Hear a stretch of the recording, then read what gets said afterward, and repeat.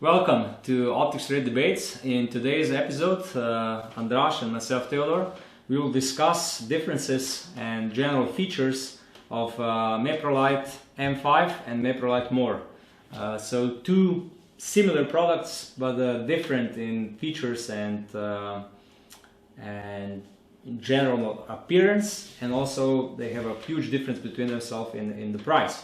Andras, if I ask you, what are the physical differences between M5 and Meprolight MOR? What are the general differences? Yeah, the general differences. So if we look at the housing first, you can see that this is generally a little less robust than the Mepro MOR, which has the housing is made from I would say some type of very durable plastic.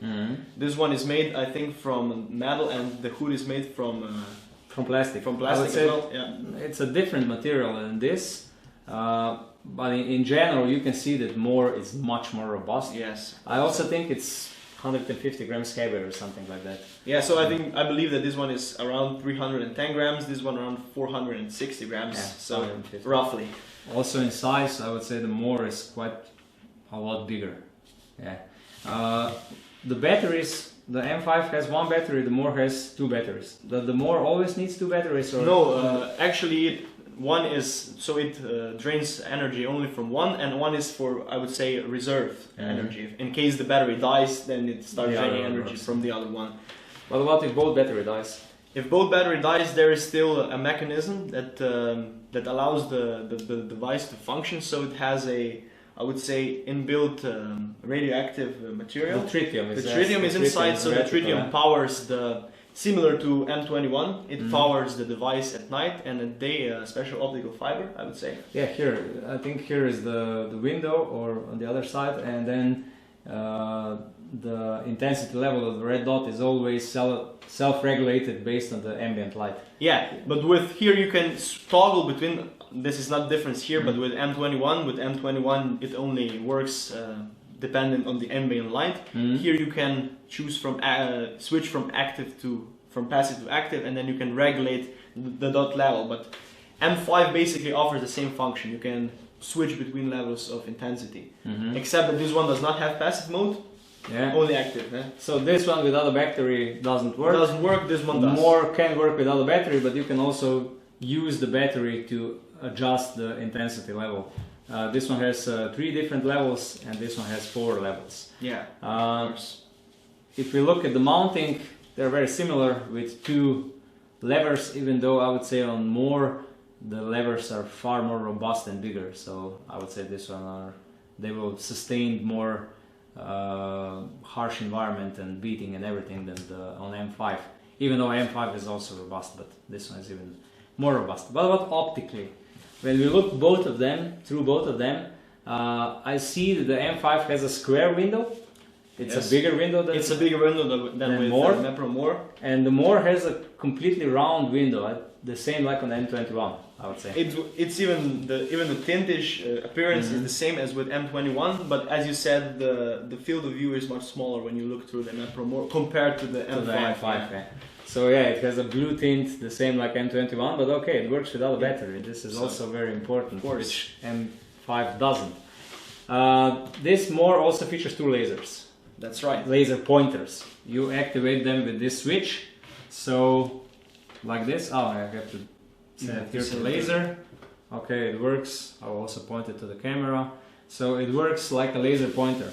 What about the other laser? So you go here to infrared. It can also emit an infrared laser beam, and to do that you have to set here, you have to switch to IR, so to infrared, and then once you press the button, you're not able to see the pointer. Now you're not able to see, but if we would wear special night vision goggles, then we would be able to see the beam of light. So basically you're using the infrared laser pointer if you have the night vision goggles, and then you're the only one which sees the laser point when it works. That's right. Which is the type of the battery that goes? Is the same battery in the M5 and the MOR? The Mepro MOR uses the classic standard AA batteries, and let me just check M5 this also, one. It uses the same AA battery, so these batteries are easy to buy in every store. Everywhere, not problematic. Yeah, and we already discussed that this one works only with a battery, that one works also without a battery. If I go to my final question, if we look only at the optical, I have two questions, this is not the final one, but we are getting close to the end. Yes, of course. So if we look only strictly in terms of optical performance, which one is easier to use and better as a red dot? I would say that M5 is... it has a nicer window, it has a nicer completely window. clear, Yes. and so on. The dot size, what is the dot size in the M5 and what is the With dot the dot size? size with the M5 is 1.8 MOA, which is a really fine small dot. Yeah. They're also coming now with several versions in 2018, and they're not already. At So the end of the 2018, you will be able to choose between two versions. So with 1.8 MOA and circle dot, and then with the same goes for the green version. So you will be able to choose between red and green, and then within every line you will be able to choose between a single dot and a circle dot. Okay, so 4 types of red. Yeah, that's now with Mepro MOR, it's I only think one. it's Yeah. 4.3 MOA as with, or I is think it? no, I think it's the bullseye with 2.2 in the center. That's and right, then yeah, a of circle course. around. Yeah. Even though I have to say that this one is much clearer and nicer to see, but normally this one is it's packed with additional features. It's more professional and it works without a battery, which is a big plus. I would also say that in really harsh conditions, this one will work longer and it will endure more beating than the M5, I would say, even though we are really talking about really harsh use. So when do we recommend MOR and when should we recommend the M5? Now for civilian use, this is really a very untypical dot to use. It would be Overkill. More yeah, overkill. Yeah. It would be more like for policemen, professional policemen, any Military kind of military probably, use.